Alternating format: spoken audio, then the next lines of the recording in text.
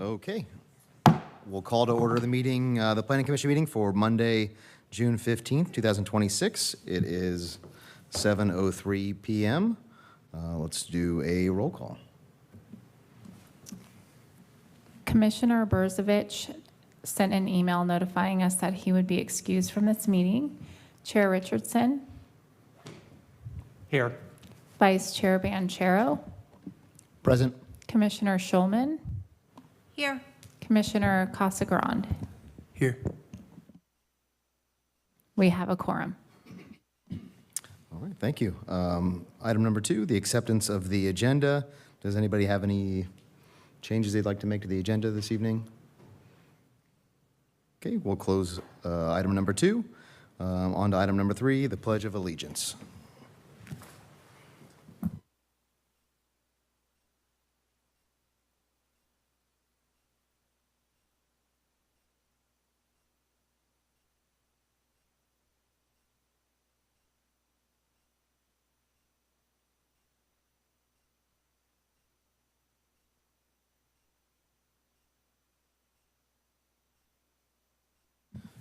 All right, now we'll open up public comment. This is for all non-agenda related items. I don't have any comment cards with me here. Are there any comments online? No. Okay, we can close item number 4, public comment, and on to item number 5, the public meeting.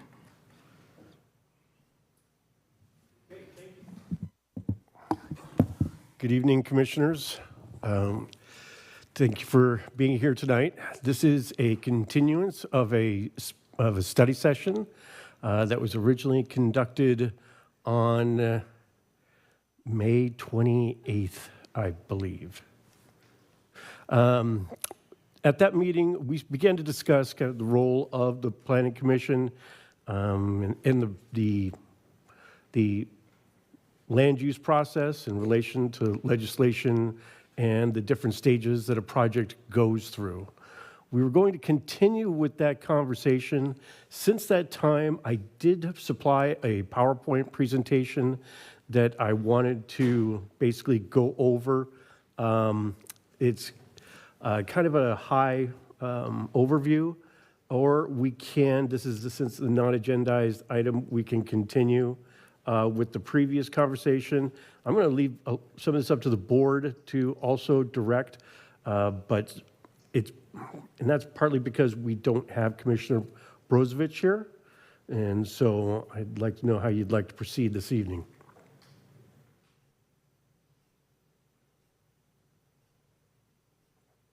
I mean, I think if you've prepared a presentation, we can go ahead with the presentation, and then I wasn't here for the last study session, so I'll let you guys kind of take the lead on that and jump in when I can. I'm going to share my screen. Actually,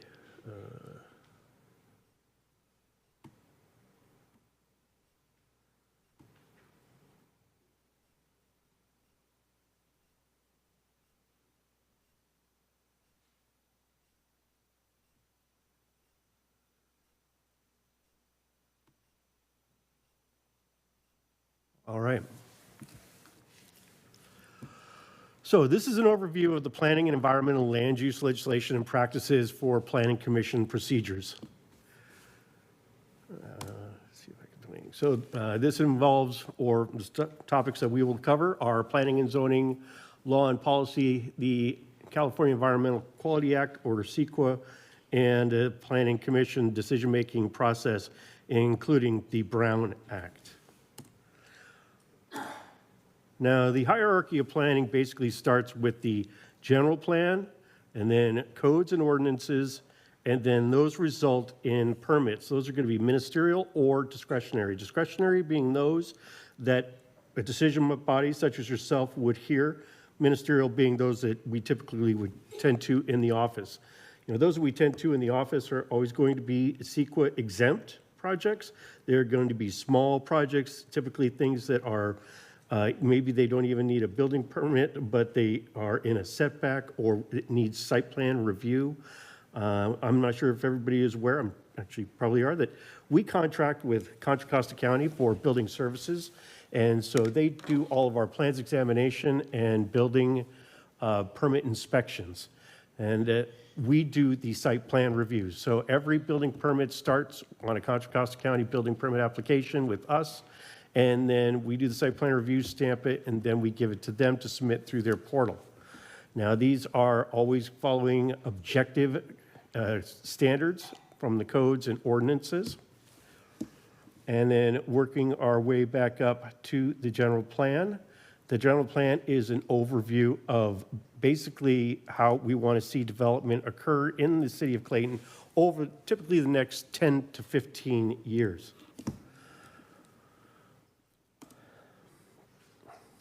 So each planning agency is given the authority to develop their general plan and their codes and ordinances by the state of California through the process, basically devolution of government. You know, basically things started at the feds, go to the state down to local jurisdictions. The local jurisdictions being county and city. We're basically on par. Although the county is a larger jurisdiction or a larger agency, we often piggyback off of or join with the county in things like our HCP and our NCCP. That's a habitat conservation plan, for instance. The general plan elements and parts thereof comprise integrated, internally consistent, compatible statements and policies. Now, frequently your general plan map, we have a general plan map. We also have a zoning map. And these typically agree. In the city of Clayton, we have PD. We have a lot of PD zone, which is planned development. And that planned development, though, has to be consistent with the underlying general plan designation. So, for instance, you know, I'll give you an example like the golf course.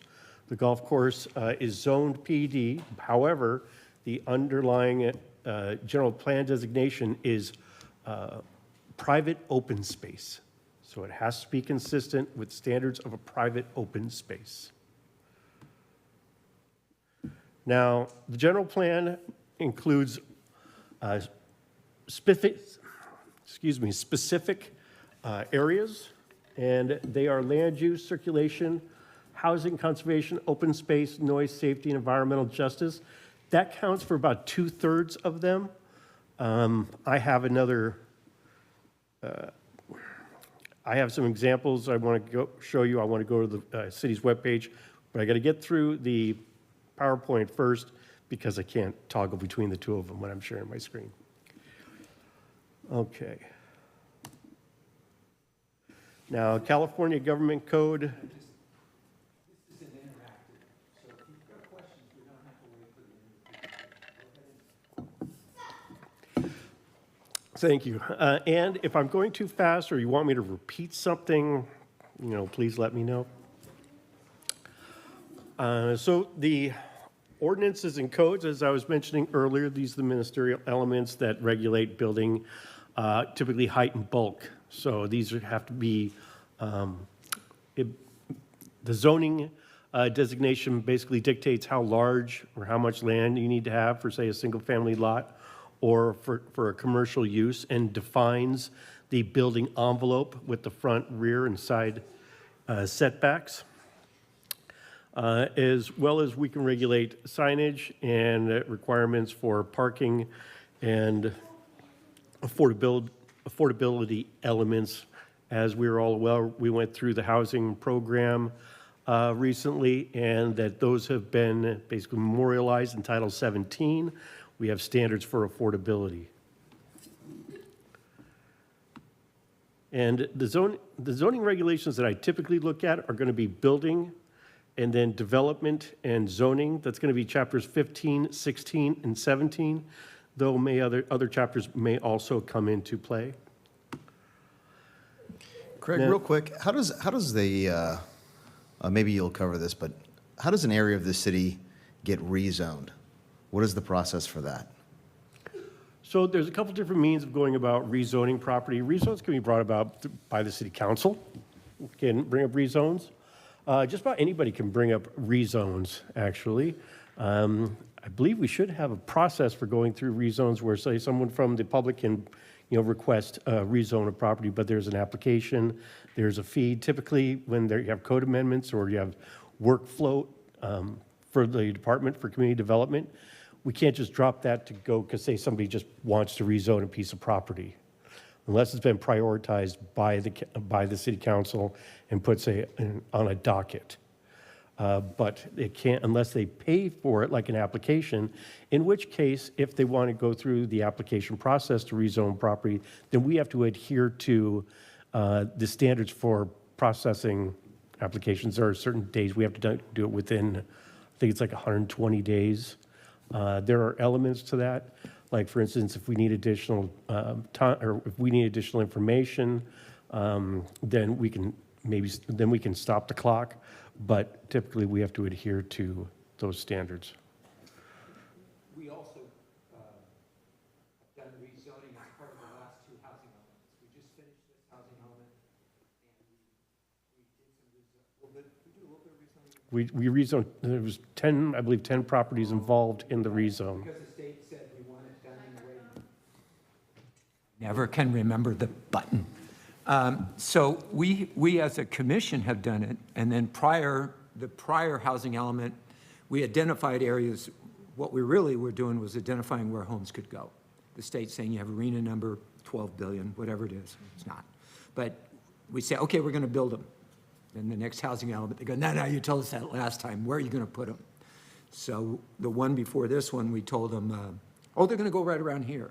And then this one, they said, no, you have to rezone where it's going to go. The Olivia that's going in next to the post office, all of that was rezoned to be able to provide for the multifamily units that are a part of that three-phase Olivia thing, as an example. So the commission can do it at the behest of the state, or we can do, like there's a downtown specific plan. I mean, the commission, we're a body of the council, or a tool of the council. We can do specific plans and decide that there's an area that we want to be really not just zoning, but actually get into the detail of what it looks like. So that's more of a specific plan, and that's kind of really sophisticated rezoning. That help you? Yeah. Okay. Thank you, that's a good point, and that's a good example. So for instance, another example would be the current development proposal off Clayton and Peacock at Peacock Creek Townhomes. That originally came by way a development plan with a rezone application. And so however, there are people that maybe speculatively want to do a rezone, doesn't necessarily have to have a development plan. So other examples of permits and entitlements, including doing, say, like the general plan, the rezone, B-site plan, variances, use permits, temporary use.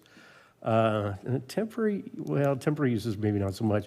Home occupation permits sometimes, depending on the proposed use. But use permits are a special type of permit in our code, which has so all the zones have permitted uses, but then there's a list of uses in Title 17 under use permits, and those often are also referred to as conditional use permits. Since they are a discretionary permit, you can apply conditions to those permits. The bar downtown has a use permit. I'll tell you about a use permit. It came a long, long time ago, and it's a sound that allowed them to have, this is before any of the development that's recent, that the bar could have bands and noise and go beyond the normal noise limit, which might be 7 or 8 o'clock or something. So they're able to go till late into the evening. That's a use permit that stays with the building and that use right there. That's an example of one that was given. In fact, when they built the homes across from the parking lot, those ones that look Victorian-ish, when people first started moving in, they go, my God, that bar's making noise till 11 o'clock at night. And they said, well, they've got a use permit that allows them to do it. So I think it's one of those, I think it'll remain there until someone gives it up. So that's an example of a use permit. Another example would be the 51, is it the 51 Club up at Clayton Station? Roadhouse 22? No. Roadhouse, yes. 22. It's the Roadhouse. And so they have specific times that they may, like have live music and they can have opening operations. And that is an entitlement, and that is something that travels with the business. So when they sell the business, they're selling the entitlement. And it's also an example of when Roadhouse 22 came in here and they got the use permit to put those outside tables and stuff in there, the planning commission at the time had the notion that we would revisit it in 6 months or so to see how the business was going and see how it was working. So even though it was conditional, there was an opportunity for the commission to come back and look at it later. It's proven to be acceptable, and at least there was no reason to change. And that's a good point, and that's a conversation that we can have later on, or we can extend the conversation with respect to, as far as discretionary powers grow, how broad is the discretion? What can you, what is it appropriate to condition, and what might not be appropriate to condition? So, moving into CEQA. CEQA is part of any typically large development. It is the California Environmental Quality Act and is embedded in the Public Resource Code. The Public Resource Code, sections 21,000 to 21,001, is basically maintains the quality of life for citizens in any community. It basically requires the applicant to provide an assessment in relationship to qualities of air, land, water, noise. It can also include, effects on scenic vistas, historical elements identified in a community. Now,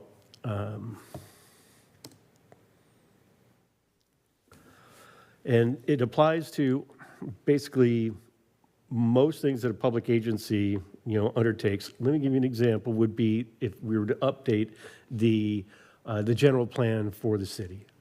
For instance, that requires an environmental impact review. That would be a large-scale overhaul of a plan, requires a CEQA review. There are elements of our plan, such as, say, a capital facilities plan, that does not require a CEQA review for everything that, say, a public facilities or projects on a public facilities plan, or that may be endeavored by the Public Works Department because they were reviewed in an overarching, 5-year plan. Usually they are 5, 6, 7 years. So those do not require them if they have been part of a larger review. We get the capital improvement program every year, too. When the city decides to do its paving and put together its capital improvement program, you may have remembered one. They'll come to us. It's perfunctory because there's no real, but it is part of what you have to do. And we will see that every year practically. Okay. And there are other examples here of types of CEQA applications. I wasn't going to read this verbatim. I think I sent this out. Everybody may have had an opportunity to look at. But again, if you have any questions, please feel free to ask questions anywhere along the way. Then we have CEPA projects that are part of the discretionary review. We've kind of been touching on that as we've been going along and talking about elements of, say, any project review that might involve either ministerial or the planning commission.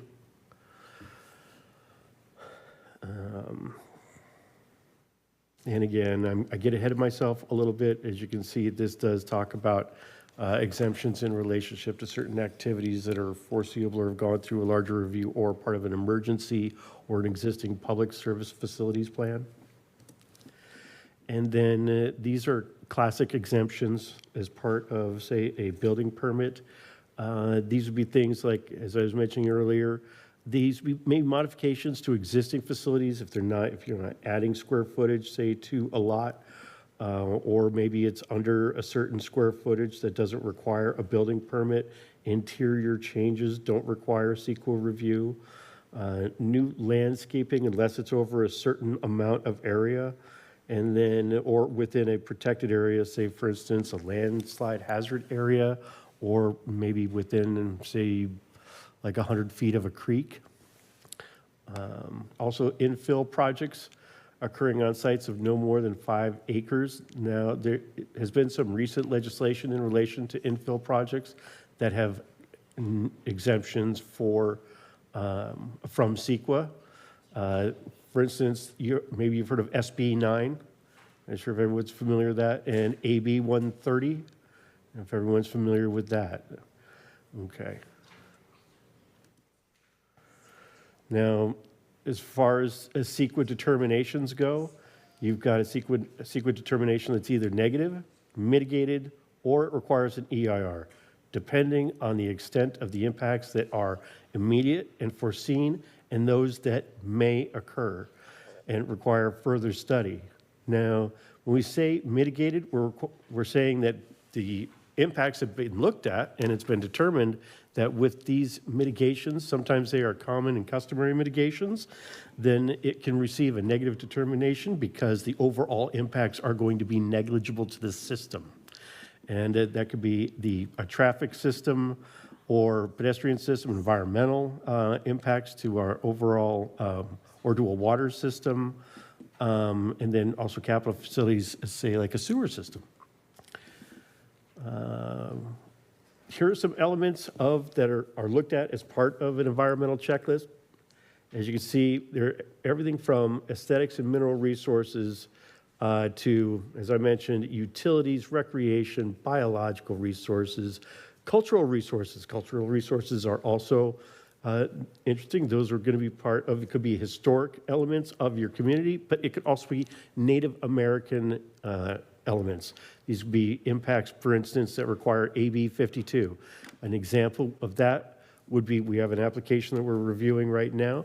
This, as maybe a lot of you know, area was settled by the Miwok tribe and is also, they were one of the primary tribes in the area, but there's, I believe, 5 tribes that have ancestral connections to the area around Clayton, specifically around the confluence of the creeks just right around here, which are, I'm sorry, the names of creek, Mitchell and Mount Diablo.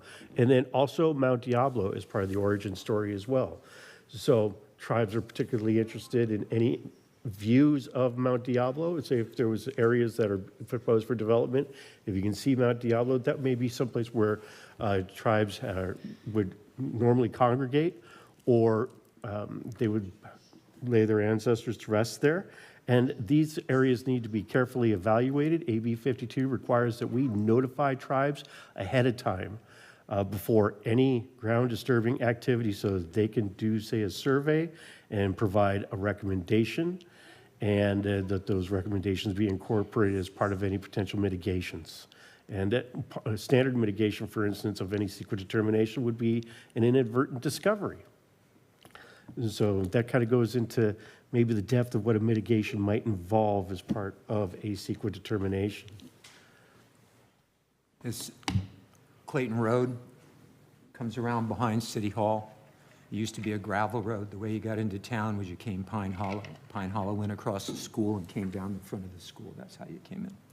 So when they went to extend Clayton Road, before it was just gravel, and they used it to bring the grapes to put into the top of the DiMartini winery.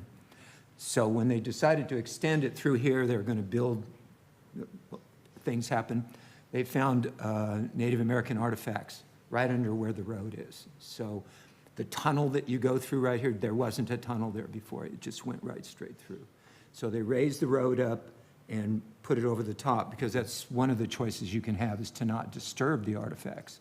So they raised the road, went over the top of it. I have worked on projects, been participated in projects where we did find artifacts, but we were unable to do that. And you do bring out Native American representatives. It was at happenstance that we found it, or that contractor found it. We were expanding a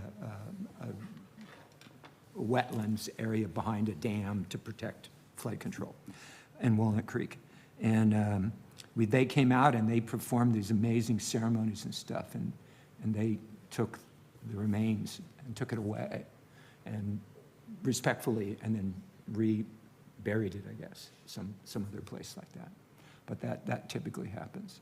And all around here, the confluence of these two creeks right there is where Joel Clayton built his first house. That's what that wrought iron you see. There's a little bit of wrought iron right there. That's where he built his first house. That was what brought everyone here. For 10,000 years, the Bay-Miwok tribes were here, and they came, they ate acorns, and they did their thing, and there was deer, and game was plentiful. So it's everywhere we look. And when we do any other work in this downtown area over in there, it wouldn't surprise me to run into something. Yeah.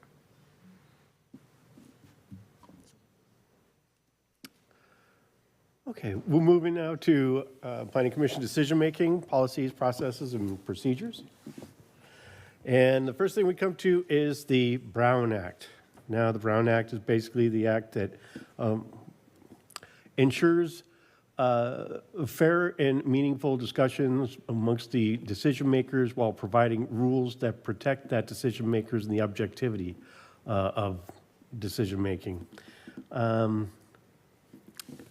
I'm not going, unless you want me to read that out loud or take a moment to read it, I think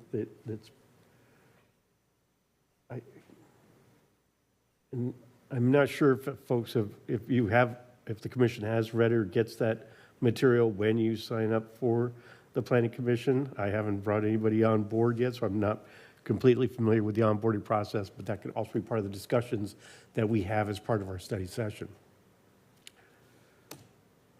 But do want to talk about certain things that have also kind of come up since my time here with the city, which are just basically, what defines a quorum. That's going to be 3 out of 5 members. Say if we only have the 4 members, then that'll be, of course, 3 members, and then we have 2 members. We can't have a quorum.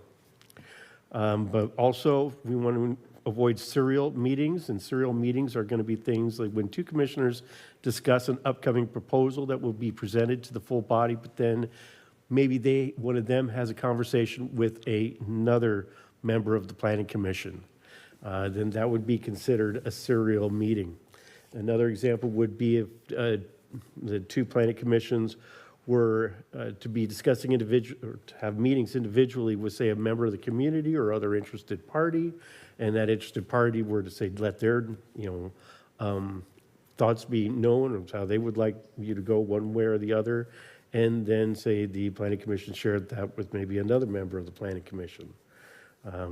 Or if they went and spoke to each member individually. The Planning Commission decision must be made in compliance with the Brown Act with regards to communications by the Planning Commission, including and not limited to things like email and comments on social media. These things are not exempt. And if you were to use also your own personal device, they are not exempt if you were to have any communications between other members of the commission or with members of the public regarding anything that you may be deliberating about. That device then becomes subject to the Brown Act and the Open Public Meetings Act. You must be mindful about discussions in attendance if you're at a conference, for instance, and say 3 members are at the conference, or even if you're at a public event, like say the concert in the park, and you were to have, that could be considered a quorum, and you have to be careful about what is discussed at the events amongst yourselves and with other members of the public. Real simple rule I always liked was, if Craig sends us out an email about something, don't reply to all. Reply directly to him. And that way you're not creating a serial meeting with doing by all. And communications with Craig should go straight to Craig and back, that kind of thing. From my experience in this, it's an insurance policy for you to make sure that, because people will take things you say and use them in mysterious ways.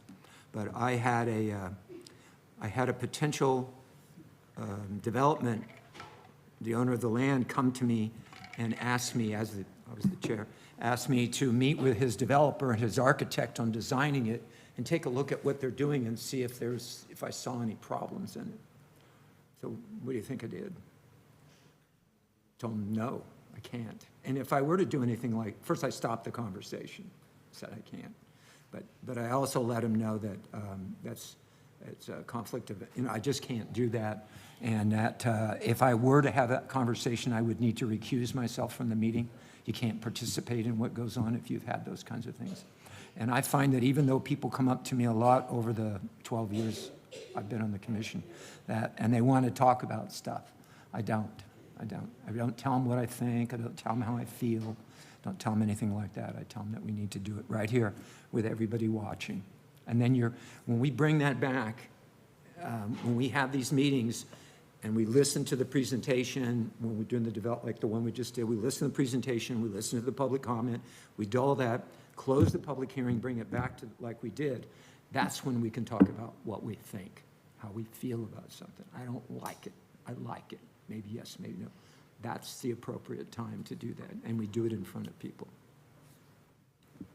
On that same note, I've had somebody approach me about the Peacock Creek project long before it ever came to us. And they were talking about how much they didn't like it.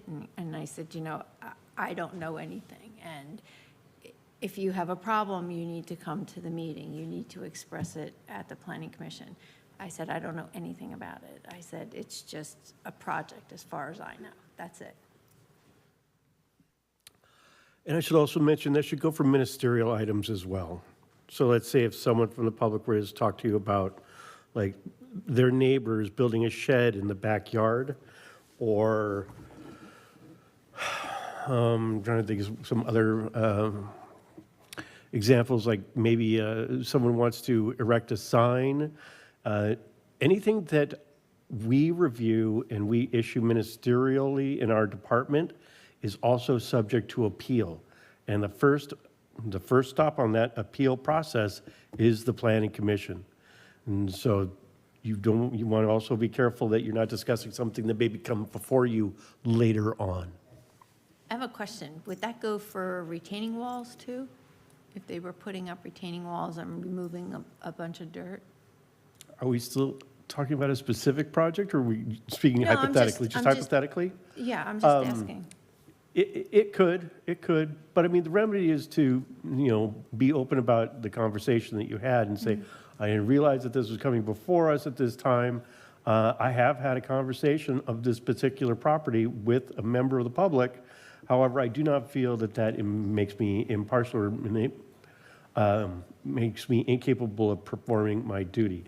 Or you could say, I would like to recuse myself. It really depends on it. A large part of it is your personal judgment. But a matter of disclosure relationship, that's something you may have discussed that's come up on appeal. Now, would be- is building a retaining wall, is that considered ministerial? It depends on the height of the wall.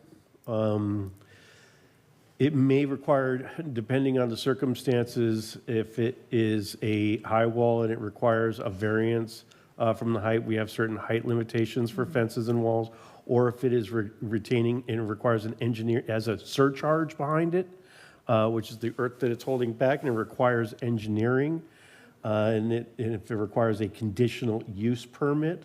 So another example would be, say, if somebody wanted to build in a floodway. That we have floodways in downtown, and we also have residential downtown and along Mitchell Creek. And if somebody wanted to build in that area, well, then they would very likely require a conditional use permit. Okay, I was just asking as a point of information for myself. Yes, thank you. Thank you. Okay. So, carrying on with the Planning Commission communications, everyone has a city email account, but this talks again about the personal emails and text and privacy protections of the Planning Commission, and that mandatory disclosure request from a member of the public. That is another thing that comes up, maybe potentially from time to time, is that maybe a member of the public says, well, I suspect, or I want someone to maybe explain their position, or that they believe that they had a communication, an ex parte communication.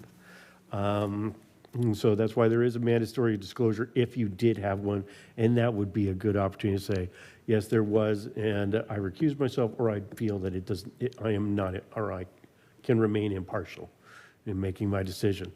And then this goes on talking about communications. This even talks about things like, say, on social media accounts. If you're like, there's a, smash that like button, don't smash that like button. Not on anything that may impact a potential or be subject to potential development regulation within the city of Clayton. It even talks about emojis and providing emojis, maybe potentially in text, emails, or on social media accounts. Oh, can I say something about that? It's interesting you're bringing up the social media because commissions prior to this one and the one before that were very active on social media, and nobody in City Hall put a stop to it. And they just went on and on. They even started their own Facebook page about commission business. And when I first started and I went to my training, they brought up Clayton as, and the persons doing this as irresponsible. And they pointed out that I was from Clayton and this was going on and it shouldn't be on social media. And I felt this big in the room. And they did it continuously. It was a certain group of commissioners, and I won't mention names, but they were constantly on social media. It was a certain group of them, and it was nonstop. Dan knows who I'm. Wow. Dan knows. No, I know it wasn't. But they never said anything, and I was like, isn't this, Oh, the city administration or the city council? didn't say Who anything. did not ask them to stop or to take the information, No. those conversations down? Well, I'd like to think that we're entering in a new age of city government. This will be something that we strive to avoid and to everybody be, feel very comfortable in making decisions by just remaining objective and above board on all decisions that come before you, or all matters that come before you. Okay. And that's why it's also nice to actually have these study sessions periodically, at least once a year. I'm also promoting, sending me one or two commissioners to the annual conference to discuss. Is that the League of California Cities? Yes. Yeah. And I'm trying to remember the name of the conference. It's kind of escaping me right now, but I'm still reasonably new to California. And that would be something that I'd actually like to go probably the first time, and then we'll just cycle folks through it, and then people can share what they heard at the conference. We can do that as part of a study session. And so as new things kind of come about, everybody can stay abreast of the latest topics.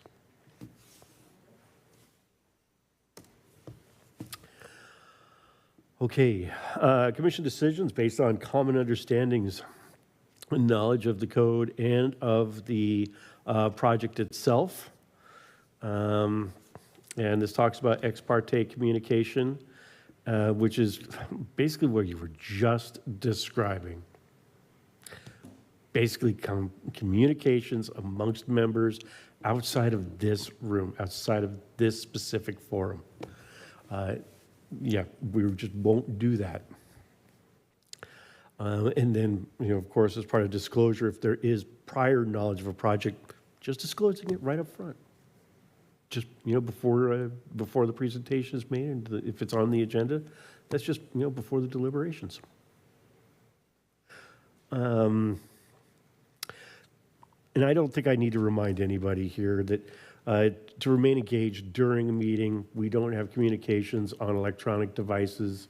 We don't, send messages before or after a meeting. Or if people, you have computers. And that's one of the things I've noticed, that I appreciate that you stay engaged and you listen to the presentations and the presentations who stand at the podium, and you don't have computers up and you're not typing along or yeah, I've been part of that type of situation and have had to stop that sort of thing, or say something. So thank you.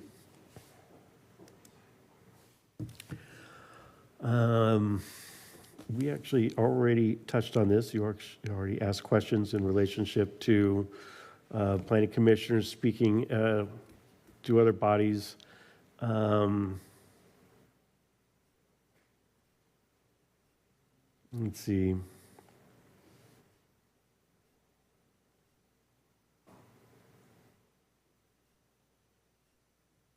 Oh, okay, and here's a good point, that if you want to discuss an item that is not on the agenda, that you can request that that be saved for another, be put on another agenda at a future time to discuss that matter.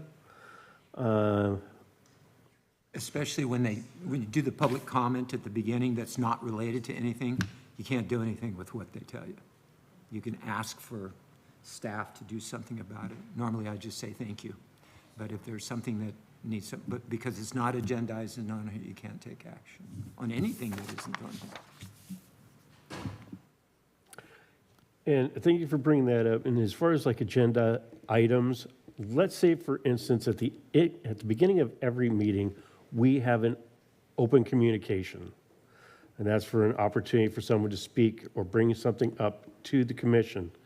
Now, from time to time, especially say, for instance, in a continuance, we have closed the public communication portion of the previous project that we are carrying over to the 23rd.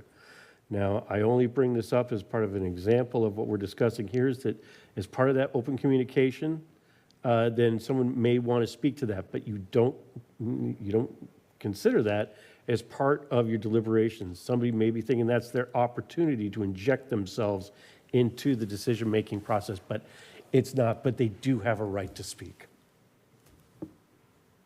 But anything that they provide, say, in direct relationship to that, does not become part of the public record.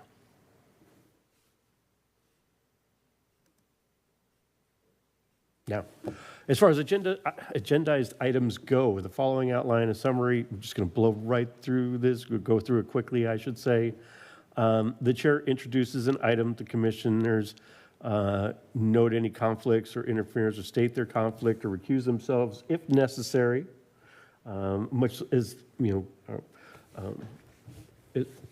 Commissioner Richardson did with the Morningside project. There's an example, a good example. Staff provides a summary and a staff report of the project, and the commissioners are invited to ask questions about the proposal, but they do not deliberate or discuss their opinions on the proposal at that time. The chair opens to the public hearing and invites the public to make comment, and anybody who wishes to speak on any item may do so. Speakers are invited, but not required to share identifying information. The chair closes the public hearing or the public comment portion of the hearing, and then the commissioners deliberate on the item, which should focus on the project itself. It can then also discuss any written or verbal testimony that had been received, and then also discuss findings for each type of project as listed in the municipal code. And these include but are not limited to determination of the project consistent with the general plan. The project, again, has to be consistent with the general plan. There needs to be a finding that it has been. And then also each portion of the code, so we have, for instance, there's a site plan review section of the code. The portion of that in a variance, as you've heard in the past, variance code, those are standards that findings have to be made. Staff typically, after doing an evaluation to make sure that the necessary information to make that evaluation has been provided, offers a recommendation.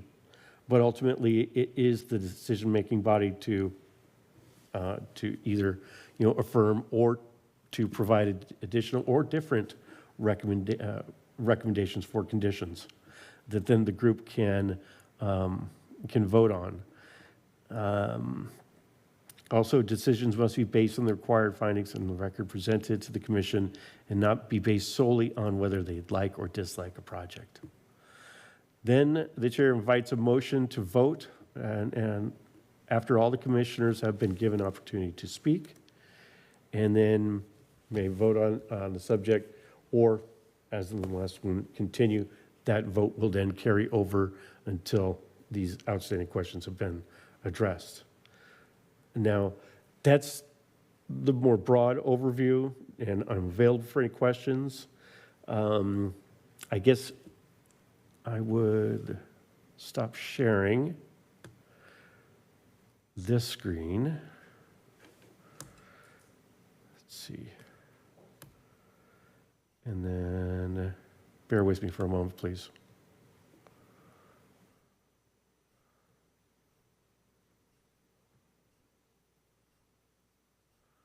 Nope.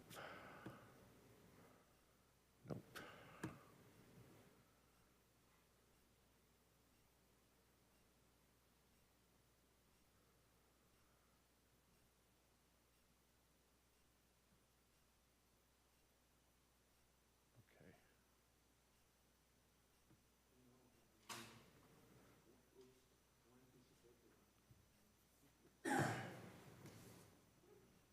I wanted to share, oh, here we go. Oh.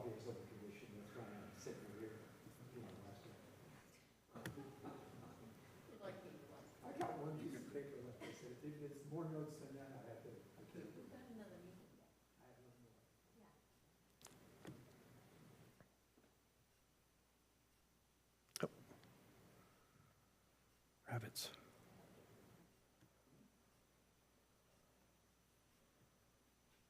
Okay. Now, I just have some pages open here to maybe further discussion or to maybe, stimulate conversation or for you to ask questions. This is the long range section on our webpage. It discusses, for instance, the elements that we discussed in the slideshow for the land use element, circulation, housing element.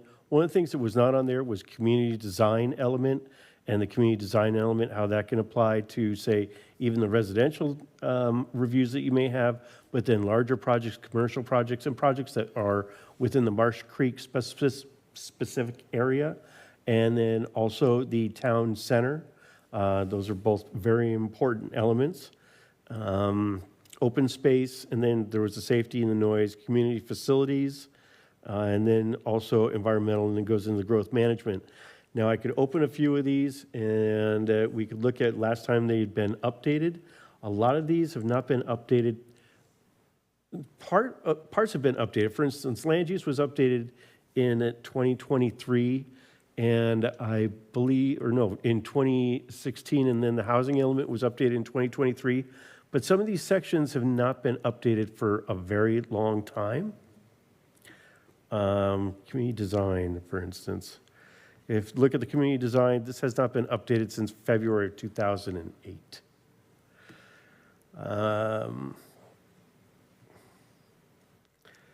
And then, however, the housing element was updated. This is a mandatory update by the state. And actually, the housing element does, as Commissioner Richardson was mentioning, that there touches on other elements of the plan that, for instance, the zoning regulations and the zoning code, and then the zoning designation affecting our zoning map, which can also affect our general plan map. But that's not necessarily an overall review or update of our general plan and the specific planning areas such as the town center, and whether or not those are have been reviewed a while, if they're still relevant or if there are any sort of necessary changes. Those are the types of things as staff I would recommend that we look at.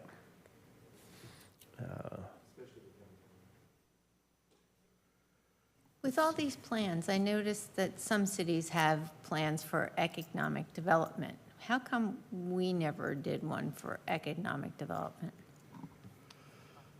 That's a good question. Economic development, those usually a separate chapter in a general plan and would be something that would need to be, you'd be asked to get into, to review, and there would be a public process to that.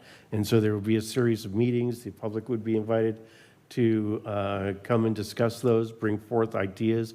There could even be things like charrettes or community meetings where you have like roundtable discussions. People discuss what they want to see, and you could do that for just about, you can do that for any element in the plan. You can say something like transportation, like maybe they want, but the trail system is a good example. You know, they want to preserve the trail, but they want to enhance the trail. Maybe they want to enhance the trail with, say, a dedicated bike lane. And that would be something that would be discussed, and then that would be the sort of thing we'd get public feedback on, and we could track that, and we could bring that to the city council, and they could make a determination on whether or not this is something that actually, that we want to affect that change. And that would be written into the plan, and that would affect other plans, for instance, the capital facility plan. So it is a larger process. Yeah. The city's done a couple of economic studies, trying to figure out how to get businesses in here. The last one's probably a while, but maybe if we could get a copy of the last one that you could see with, the bottom line was, they said, we're too far out here for anyone to come. We're not a destination. I understand we're not a destination, but with the increase of traffic that we now have go through here, you know, there is a possibility. Toll lanes or something. Well, and it's true, it's changes, and that's why I know two that were done, trying to figure out, well, now that the bocce ball is in, there's more people downtown, there's some other things going. There's a new restaurant. There's new restaurants, there's more attraction to get people here, and that Right, really and- was, And Clayton Station is cleaning itself up, and there's some new things opening up in there, and so it might behoove us to look into the economic development, and because you know, as a small city, we need to look into those things, Well, because that- we I need to keep money here to make us grow I and agree. make us solvent, I or agree. keep us solvent.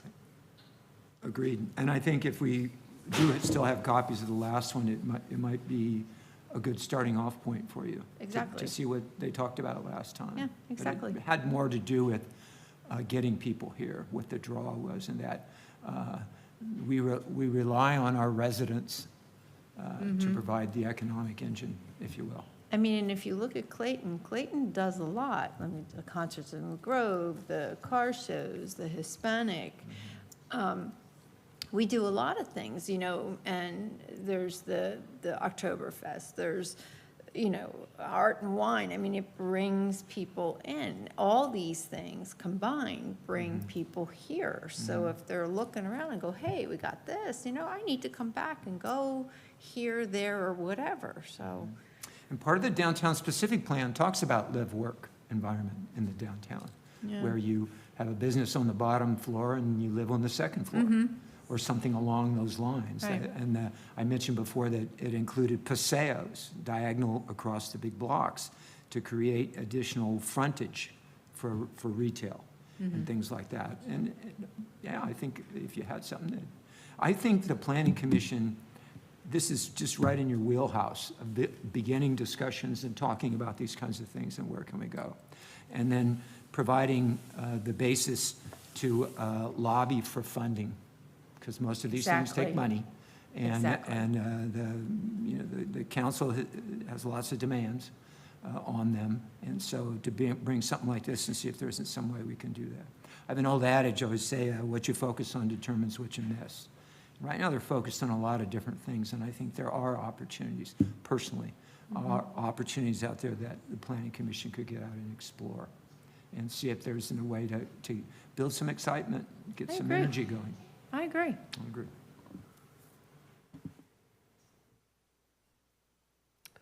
I'm going to go ahead and stop sharing for the time being unless we want to actually look at anything I brought up. But I would like to focus on that for a moment with regards to economic engines and how that enables the community to provide and enhance services without, those people coming in, spending the money, and then leaving, not staying here permanently per se. And that there is a limited amount of opportunity for that in the city of Clayton, in the downtown. We still have some vacant areas or areas that could be available for development, but that we want to make sure that our town center specific plan reflects that. And there is a mixed use requirement as part of that. But is that a reason why somebody has not exercise that? I don't know. I think that the plan that needs to be evaluated. So these are all elements that can be pondered by the commission. Reaching back to the previous meeting, we also discussed, and so we're kind of jumping around, but we also discussed when a project, when it's appropriate to review elements of a project, and this is really for the comfort of the commission as well, rather than getting big projects dropped in your lap days before a public hearing. And so, the opportunities for that are part of CEQA review. These are part of also design review, and then the overall project review. And if the commission likes, I can draw up draft a policy for that, for the commission to consider, and something that we could implement in the future, and maybe kind of like put that in a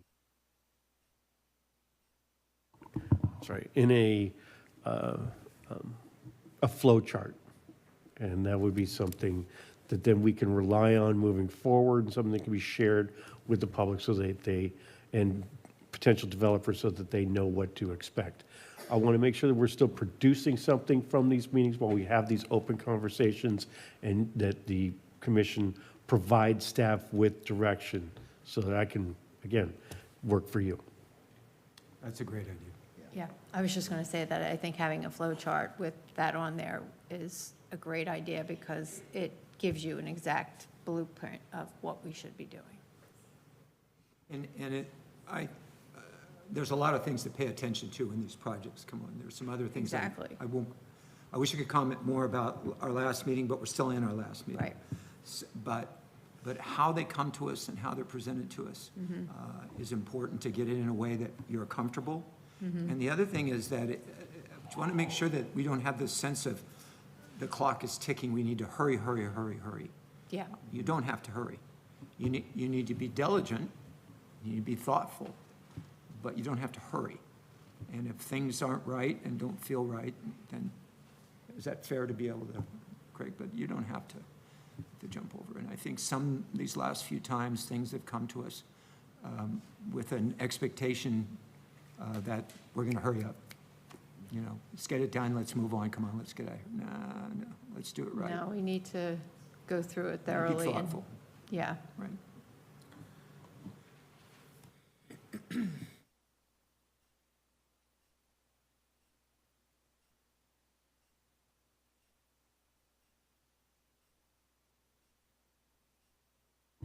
I'm sorry, where do you want to go next? Does anybody have anything they'd like to bring up, or anything you talked about in the last meeting or the last study session we should bring up again here today?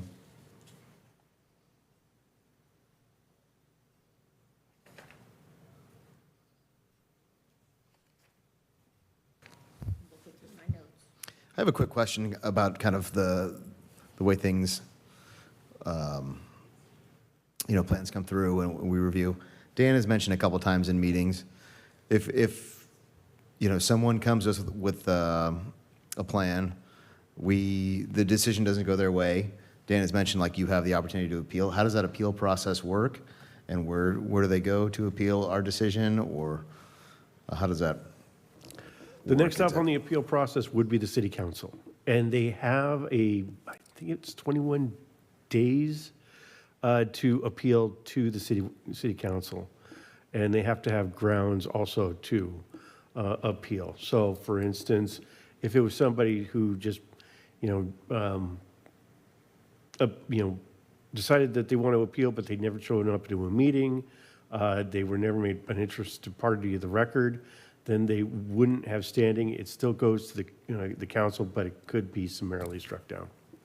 I don't know if you remember when the Moitas came to us for a plan, but they're outside of Clayton, and they wanted us to annex Clayton so that we could they took that to city council, and then city council gives them a certain time to come up for the hearing, and then to do their presentation, they hear it, there's a response, and then there's a decision made. But they have to appeal it to the city council. And they did that, so. But they couldn't go anywhere because we weren't annexing that part of Marsh Creek. That's a long process with the state and the county. And if you like, that would be another, like, say, product I could provide to you would be a detailed flow of an appeal process from ministerial or discretionary, and then through the planning commission and through the city council.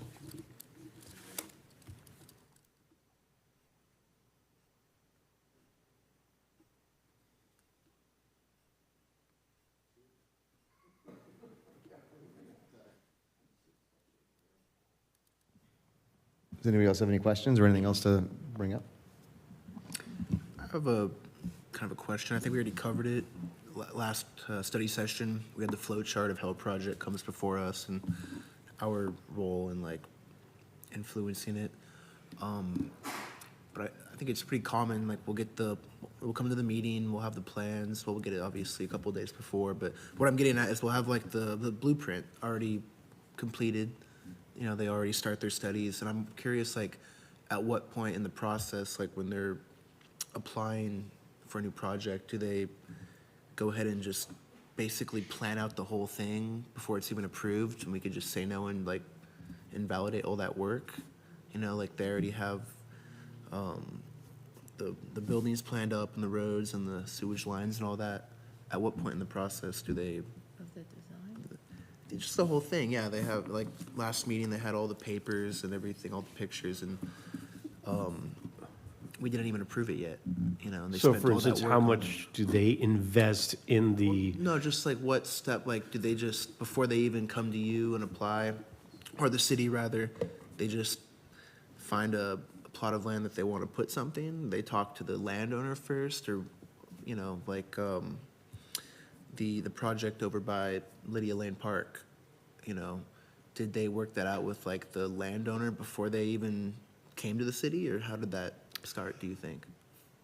yes, well, yes, they have to have I'm going to say this wrong, a possessory interest in the property. They have to be operating either as the property owner or on behalf of the property owner. And that's what they attest to when they provide an application to us, the general land use application, and then the other specific applications like the development plan application, site plan review application, the variance application. They have to have an interest in, demonstrate an interest in the property. And so, you know. Don't they have to present a conceptual plan? That's what those designs are. Yes. And then it gets altered as it goes along, like the one on, for Lydia Lane, originally it was like 144 houses or something like that. And then it was brought down. The one we were looking at, the one for Silver Oaks, or are we talking Yeah, about? originally it started out as Yeah. 144 homes, and then it was rejected, and they went back and redesigned. Well, I'll just jump. It wasn't so much rejected. They came in with this massive plan. This is the one I called the whack-a-mole project.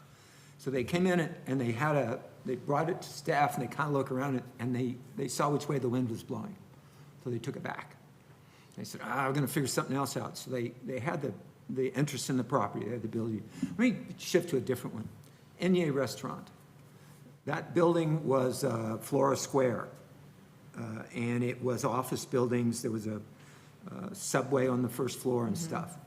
So Kent, the owner of Scipolini's, he got that interest in the property. Owner said, if you can work out a deal, we got a deal. So he had the interest in the property, and he came to us, and he wanted to do the restaurant. He wanted to convert the top into, so you get an architect to do renderings so that you and we and the public get a conceptual idea of what they're looking at. So what we So they came in, we looked at that, we talked about where's the parking going to be, we're going to do the parking over here, house is going to be over there, we're going to do some things. And ultimately, the commission said, okey dokey. When they came the other day, now I'm not talking about the project itself, but that's typical. You get samples of what the siding of the buildings look like, so you can get a feel for it. But everything they're bringing you is conceptual. It's not cast in concrete. The real expense of the project to the developer comes once we give approval. Now you have to prepare construction drawings. Now you have to get building permits. Now you've got to do all that stuff. Now they start putting together how you're going to build it and what are you going to do. But until that point, everything that's brought to you, it's helpful to realize it's conceptual. I don't like that. Or I'd rather it was this, or what about that, or how is this? And that's part of that discussion where you have, the commission has the ability, in many instances, to provide conditions of approval. You can do it, but it needs to be like this, or it has to be like that. And that's that collaborative approach that we do on the commission after listening to the public, and you have your own taste of what something's like and what's this going to be like and stuff. I think I shared with the one that was just past NEA when the city brought in an architect to try to create the entitlement so that someone would come and take the entitlement and actually build the building.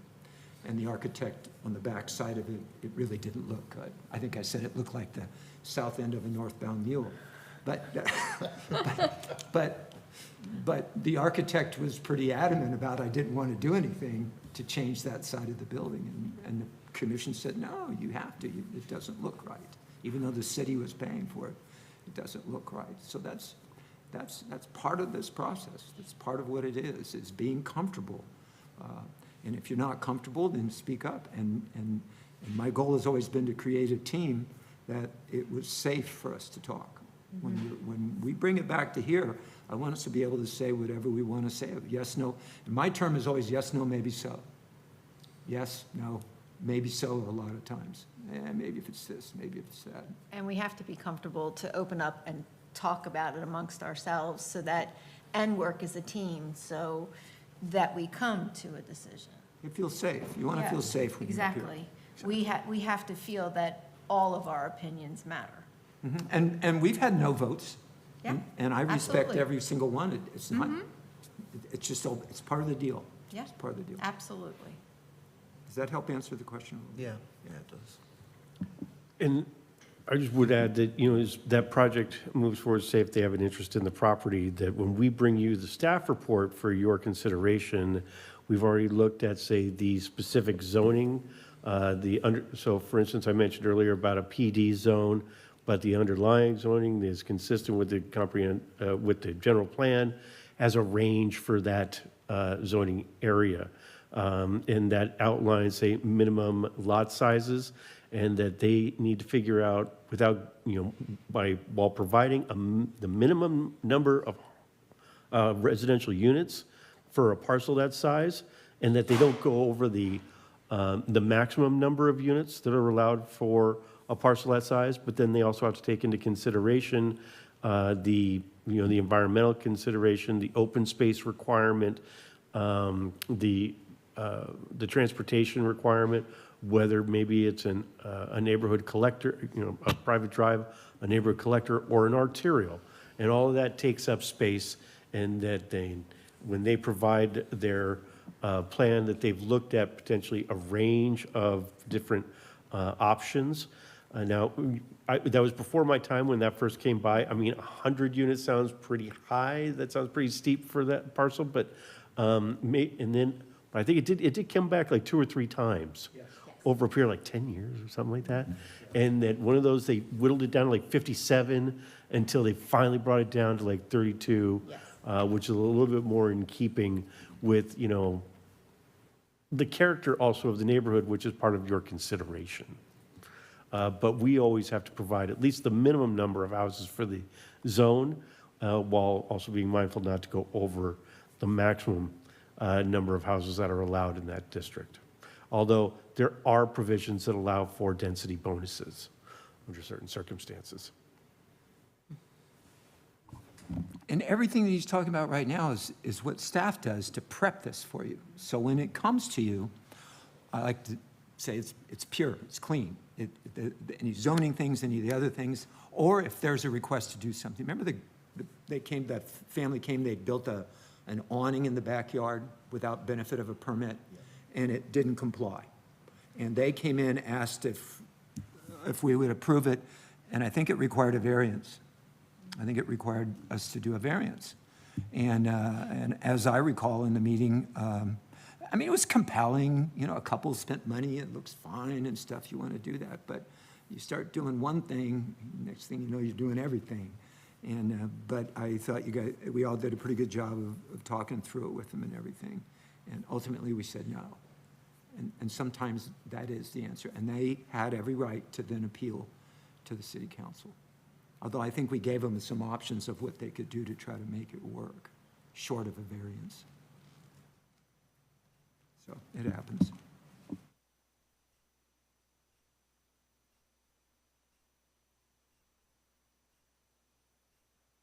More comments? Anybody else? Okay, we'll close agenda item 5, public meeting. There's no vote or anything. Yeah. Open agenda item 6, communications. Any communications for the staff? My application will be in soon. I just can't get that computer to work. You can always fill it out by hand. I'm probably going to have to. Okay. Mosey on in there tomorrow. I have one All right. thing. Do you have something? No, I'm sorry. I have one thing. I want to thank you all for my time with you that I've had, since I have one more meeting, and that meeting will be, we're going to have that project come back, and I won't have an opportunity to thank you then. But I really enjoy getting to know each of you, and I've spent my time here, and I've spent 20-something years volunteering for the city here, and I'm going to spend more time with grandkids and less time with the city. You know, so I want to thank you all for everything that you've done. Dan, I have to say, it's been my absolute pleasure to be witness to the history that you can share with us. And I'm thanking you for sharing all of that. And you got to keep coming back and keep sharing, because I appreciate that.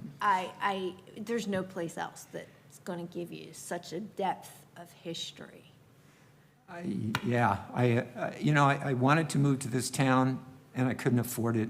I had a wife and starting a family, and we could finally move into town, and I brought my kids here to raise, my son and my daughter. And now,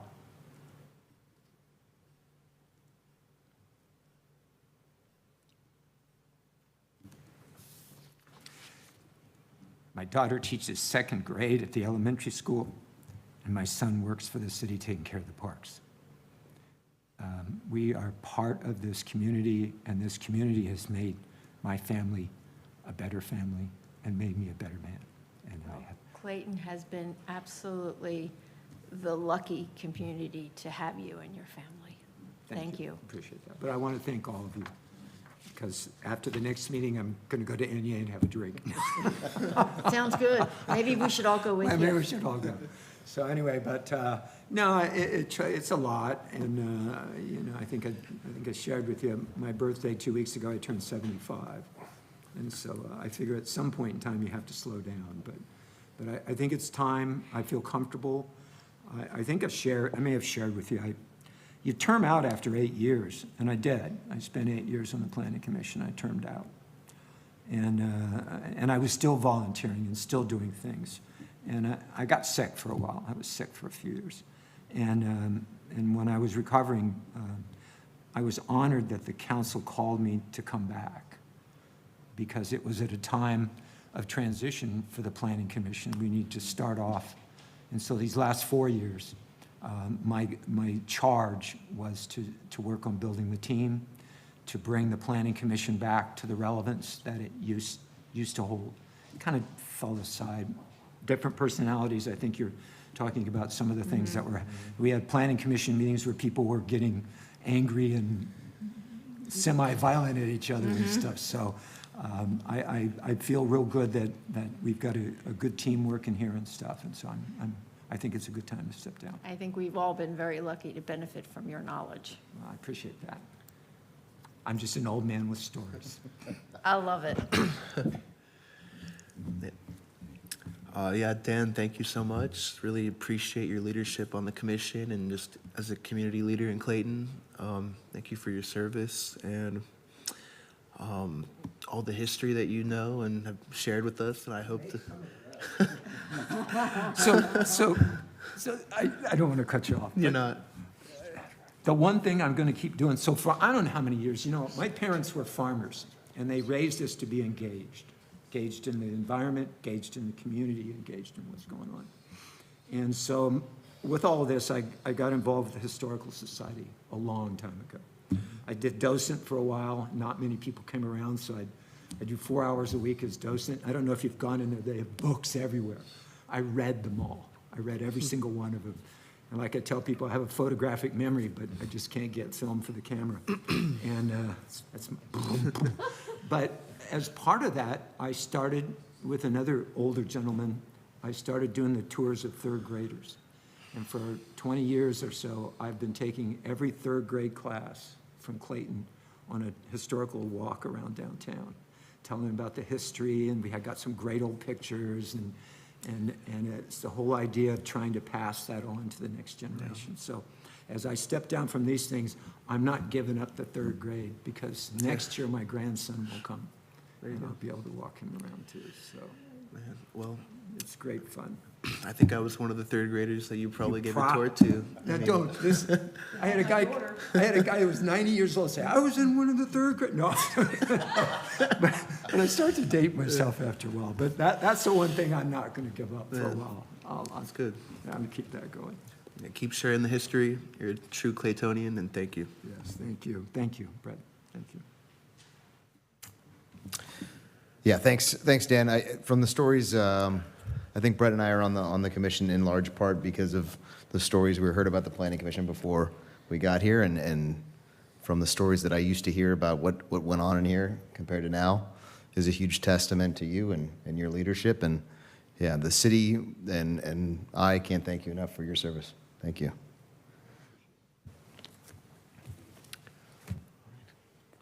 Thank you.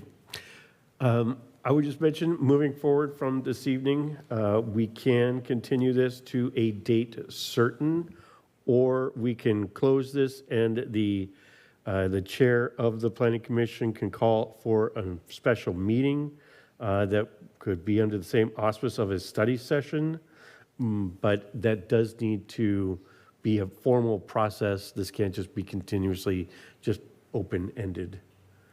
So we either need to pick one path or the other. Also, we can have meetings on regularly scheduled days, and it could be part of, we can agendize the item after, say, for instance, on evenings that we have projects. It's up to you. And I would just mention that in the month of June, there's still the 22nd and there's still the 29th. On Mondays are available. I'll meet all the way to June 30th, midnight.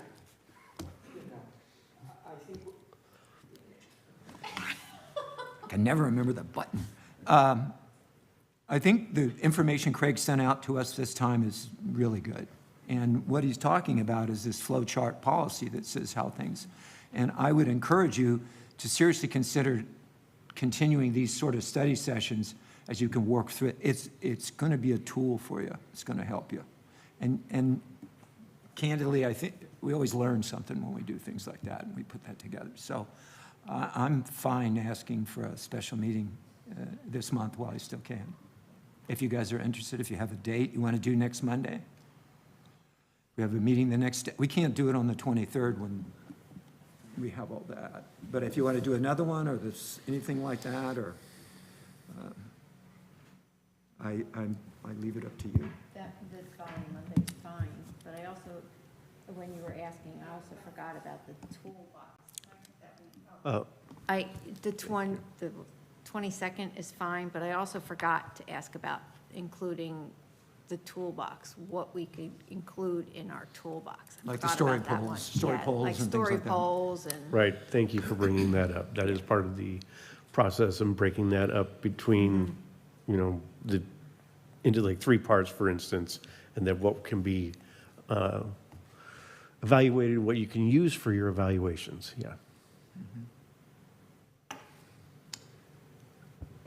I'm curious if going forward, Wednesdays would work better than Monday for the commission, for you guys? For the Or- work session? Yeah. Anything you guys want works Joe, Maria? for me, It can be other Where's days as Monday? well, just, What's that? as long as it's not a Tuesday. Because we have our meetings Right. and the council meetings. right. Yeah, Wednesdays work for me. Monday, next Monday, I can't be here, but that doesn't mean that anybody else can't meet. Okay. Wednesdays are good, though. Yeah. Okay. Maybe, there might be a benefit to finishing the meeting next Tuesday and then having a conversation, because we can look back on what took place in that meeting to build on. Does that make sense, what I'm saying? Because we can't talk about that. And there are a couple of things in that meeting I think it would be helpful to kind of just debrief, if you're interested in doing something after the 23rd. Later next week, Yeah. what your calendars look like? You want to if you can do now, or let Craig know? Yeah, I'm free Wednesday next week. Monday or Thursday, I couldn't do, but Tuesday, Wednesday, I'll be free. Wednesday? I mean, we don't have Nate here. I look for his first name, I always use the last name. Is there a calendar I can look at real quick to make sure that there's? But if we could do that, if we could set something now, we could, what he's saying is we can continue this. We can close it, continue it to a date certain, Yeah. and can then do we just move Wednesday. forward. My next week is already booked, but I can do Wednesday. You can do Wednesday? Okay. Brett, you can do Wednesday? Yeah, I can do Wednesday.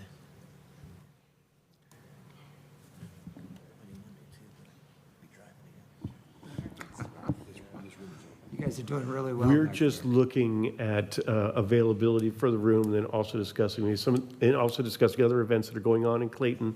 There's the Classic Car Show next Wednesday evening, but this room is available at 7 o'clock. But the Classic Car Show, isn't that on the others over there, right? Yeah. In the vacant lot? You want to do Wednesday? You guys good for Wednesday? Works for me. Then he can close this meeting, adjourn it to a date certain, or how do you want him to say that? Sorry, you would adjourn it to a date certain, noting the date, the time, and the location. June 24th, 7 o'clock, Hoyer Hall. Hoyer Hall. All right, so then we will adjourn this meeting, continue to June 24th at 7 PM in Hoyer Hall. Good enough? Same bad time. Thank you. Channel. Thank you. Thank you all. Good job. Thank you. Thanks again.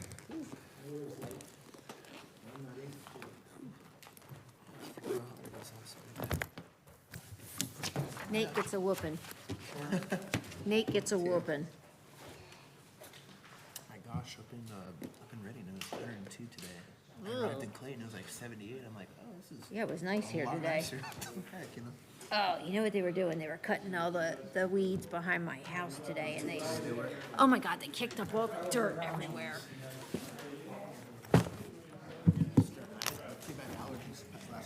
Oh, well, I was watering my vegetables, so I was like squirting the hose up so that it would stop getting me.